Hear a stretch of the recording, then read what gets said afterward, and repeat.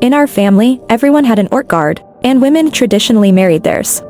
My fiancé betrayed me by having feelings for my sister, which almost caused our family to fall apart. When I proposed to end our engagement, unexpectedly, he refused and knelt, begging me not to leave.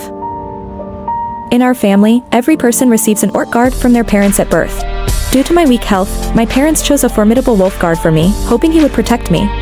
Percival, however, was reluctant to remain by my side, frequently sneaking off to be with my sister. I overlooked this behavior.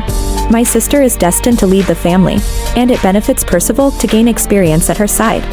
After all, he is going to be my husband. Women in our family traditionally marry their orc guards, and Percival's strength had prompted my father to promise him to me as a son-in-law. He did not object. I had always believed that we would be together. Therefore, I cherished him as my fiancé, treating him with tender care. However, everything changed the day he was injured. As I brought him medicine, I overheard his conversation with another. "Why didn't Serena come to dress your wounds?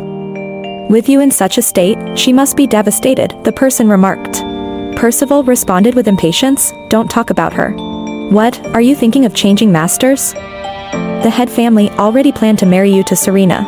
After a lengthy pause, Percival's icy voice broke the silence. "At the coming-of-age ceremony, there will be an opportunity to change master in that ceremony.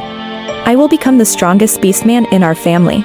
The most powerful beastmen are always paired with the family leader. Do you think Serena, that frail girl, deserves me?" The medicine bottle slipped from my grasp, hitting the ground with a sharp crack. Had Percival always felt this way about me? "Who's there?" Sword in hand, Percival charged out. He recognized me only when the blade was at my neck. "What are you doing here?" he snapped. My eyes reddened as I looked at him. I recalled how brightly Percival used to look at my sister, his eyes gleaming with admiration. In contrast, he always appeared cold and impatient toward me. My sister and I are twins, yet I was born with a heart defect. The family doctor had predicted I wouldn't live past 20. The orcs are strong. If an orc is willing to share their lifespan with me, I can also live to an old age. That was why my parents chose Percival for me. Now that he wished to be my sister's guard, he likely had no desire to share his lifespan with me. Footsteps approached as Percival entered to retrieve his clothes, his back damp with morning dew and a faint trace of blood visible. When I tried to grab his arm to apply medicine, he slapped my hand away fiercely. "What are you doing?" he barked.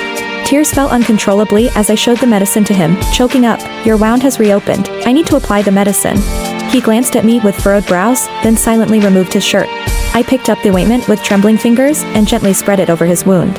Percival had always enjoyed sparring, often coming home with wounds. Tending to his injuries had once been our rare moments together, bitter yet sweet. Having cared for him for over a decade, this was likely our last time.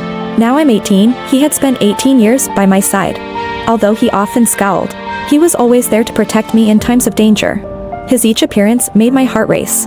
Percival was just performing his job. Was there really any love? By my sister's side, however, Percival came alive.